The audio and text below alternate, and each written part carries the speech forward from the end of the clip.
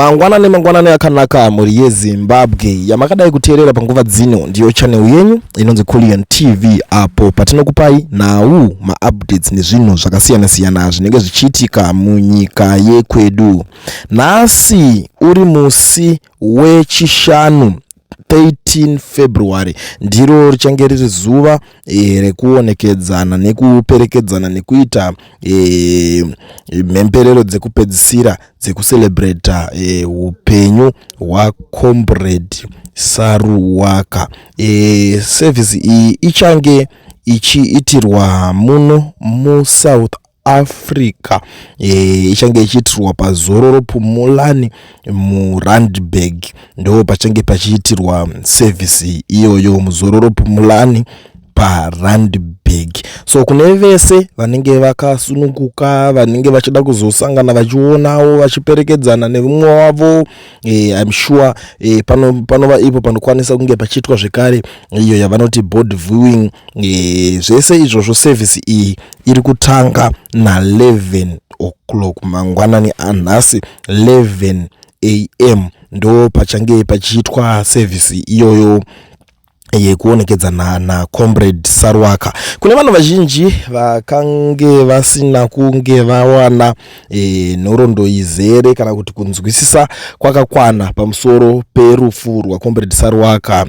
VaSaruwaka vakasangana netsaona yekupfurana nepfuti kana kuti yekupfurwa nepfuti apo musi vakanga vajamba one day vabva kunoona pamba pavaComrade Bombshell rinesugeza muSouth Africa apo paiitwa vanhu pavaida kutry kuedza kunzwisisa kuti zvanyatsofamba sei, chii chanyatsoitika pavakasvika paground vachizozvionera nekuzvinzwira nyaya dzanga dzaitika ipapo, mafambisiro azvanga zvaitika.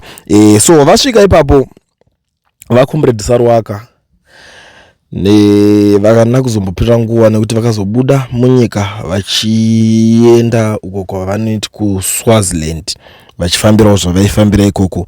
Musuwa vakazodzoka kuSwaziland ndo pavakanosangana netsaona iyoyi yekupfurwa nepfuti. So vanhu vazhinji veZimbabwe vane zvakawanda zvavari kutaura nekuti vamwe vari kuti mukomana akateerwa zvigananda zvakamuuraya, vamwe vari kutaurawo zvakasiyana-siyana, vamwe vari kuti pamwe zvichida anogona kunge akaurayiwawo nechikwata icho chekugeza revolution. Ndiva kuti mukomana anogona kunge vane zvakawanda zvakavasuspekta paari nekusvika kwake kwangaita ipapo. Vakati dai varigedza timuteere zvizhinji zvaitaurwa. Vamwe vari kuti zvichida akatengeswawo nemumwe mutori wenhau akaonekwa naye ipapo akazomuperekedza kunomusiya pamba pavo zvakawanda. Vamwe vari kuti pane customer yake yaizomufonera ichida zvinhu zvaaitengesa, makapeti aigadzira nezvimeti zvepamadhoo. Zvakawanda zvaitaurika pamusoro penyaya yaComrade Saruwaka iyoyi. Asi isu chatakangonzwa nekuongorora ndechekungoti munhu akusisina, munhu akashaya, ende takakurumidza tikauya takataura nemhuri yeZimbabwe pano kuti ndo zvaitika, ndo message yatakanga tiri kusangana nayo panguva yacho iyoyo zvatakanga tanzwa. So iko zvinezvi ndo pavave kuchiita service yekuonekedzana yekuperekedzana nekuti zvakanga zvaitika ndezvekuti vemhuri yacho vakambenge vati hatichakwanise kuti zvinhu izvi zviitwe public, vaida kuti vangoita zvinhu zvavo muchinyararire. Asi nekudawo kuzoongorora nekutarisa zvakawanda vakazoona kuti zvinhu zvakakosha kuti vange vachiita service yavo iri public, nekuti iye ari kunzi akafa achirwira rusununguko rwevana veZimbabwe. Ndo imwe nyaya yakanga iripo ichitaurika pamazuva ese iwaya adarika. Nyaya yakanga iri kumbonetsa nekuti yakambenge zvambojambirwa zvikanzi tinozozviona mumwe musi. Comrade Saruwaka vakapinda paspotlight kana kuti palimelight mushure mekunge mazuva aya pakasungwa Comrade nyoka yemabhunu.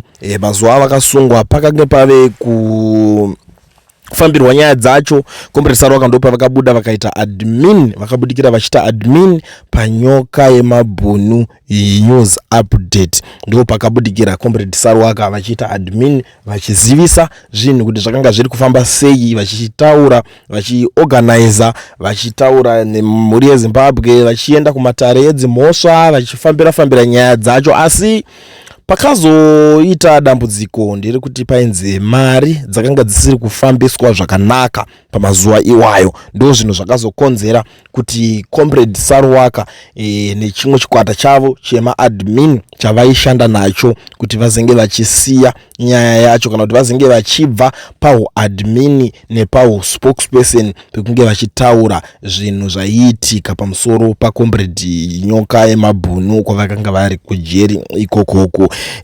Ndo pavakazoenda vaComrade Sarwaka vachinotangawo yavo channel inonzi Sarwaka Updates Zim Revolution. Ndo pavakanotangawo yavo, vakatangawo kudeedzerawo, vakadeedzera kuti tiri kudawo kuitawo yedu demonstration uyo wanga uri musi wa 31 July. Ndo pavakadeedzera vakaenda, asi ruzhinji rweZimbabwe zvekare arina kubuda nekuti vanhu vakataura vakati what was the purpose yekuti iye ange achideedzera that demonstration, achinge achigadzirisawo kana kuvhurira kuita yake revolution. Ndo zvinhu zvakanga zviri kutaurika nekuti vanhu vaiti ayo marevolution akawandisa zvinokonzeresa kuti pange paine disorder. Ndo nyaya imwe yakanga iri kutaurika zvakanyanyisa mazuva iwayo. Saka vanhu vakabva vangosiyana nazvo vakati ayo tinomhanya negeza revolution, nekuti iye vakamuziva achimiririra Comrade nyoka yemabhunu uyo aive munhu zvekare wemugeza revolution imomo. Saka vanhu vakabva vangoti ayo it's better kuti kana pane zvimwe zvaanenge achida, kana achida support ngaadzoke aite zvinhu ari under geza revolution, nekuti ndo yakanga iri kusupportwa neruzhinji rweZimbabwe kuburikidza nemukuru wayo Comrade Runesu Blessed Geza the late. Ndo mamirira anga akaita nyaya dzacho. Saka demonstration ya Comrade Sarwaka ndo paikafoirawo, ndobva vatanga kuzongoshandawo vachingotaurawo vachingoitawo zvavachingoitawo zverevolution mazuva akasiyana siyana, vachibudikira pazvivhidhivhidhi zvakasiyana siyana kusanganisira nepaCullion TV vaiuya vachitopawo maupdates. Kana muchiri kurangarira nyaya yemusi wa 17 October paCullion TV ndo pavakatanga kubudikira vachitaura zvinhu zvese zvainge zviri kuitika, kuti tasvika kwakati, tave kukakati, tazomhanya zvakati, zvese izvozvo even nemapukunyukire avakaita kunyika yeZimbabwe vachizotiza vachidzokera munyika yeSouth Africa muno, vakazvitaura zvese izvozvo kuti vanga vaita mafambiro erudzii. Saka nhasi uno mhuri yeZimbabwe ndo patiri kunzwa kuti Comrade Sarwaka hakusisina service yavo iri kuitwa ipapo. Vazhinji ndinovimba makwanisa kuva nenhoroondo yakati zarei pamusoro paComrade Sarwaka kuzozikanwa kwavakaita nekwazvazosvika iko zvinezvi. Zvinhu izvozvo zvakakosha kuti zvinge zvichizikanwa nevanhu vakaita kunge mimi. Yamakadai kuteerera panguva dzino ndiyo channel yenyu inonzi Cullion TV, apo patinokupai maupdates nawu nezvinhu zvakasiyana siyana zvinenge zvichiitika munyika yekwedu. Ticharamba tichidzoka tichizivisana zvinhu zvinenge zviripo background nezvinhu zvinenge zvatora nzvimbo. Asi panguva ino regedzai ndishandise mukana wokuzivisa maZimbabwenzi vese vari munyika yeSouth Africa nevari kunze kwenyika yeSouth Africa vanodawo kuregister makambani nekuvhurirwa maFNB business account munyika yeSouth Africa vasina mawork permits kana kuti mastudy permits. Ndiri kuti mazuva ano zvave nyore, wave kukwanisa kuregisterwa kambani wovhurirwa FNB business account usina permit ichokwadi, asi unofanirwa kunge uine passport yako iri valid. Chero kana uri kunze kweSouth Africa, make sure kuti wagadzirisa nyaya dzekuti uwane valid passport. Inofanira kunge ine entry stamp. Zvinhu zvako zvinobva zvotanga kutokufambira ipapa. Saka garai mabata education research kuti munge muchibatsirwa navo vanopedza masports. Idzi ndidzo shasha zvekuti pane zvese zvamungazoda munokwanisa kubatsirikana zviri nyore nyore ipapa.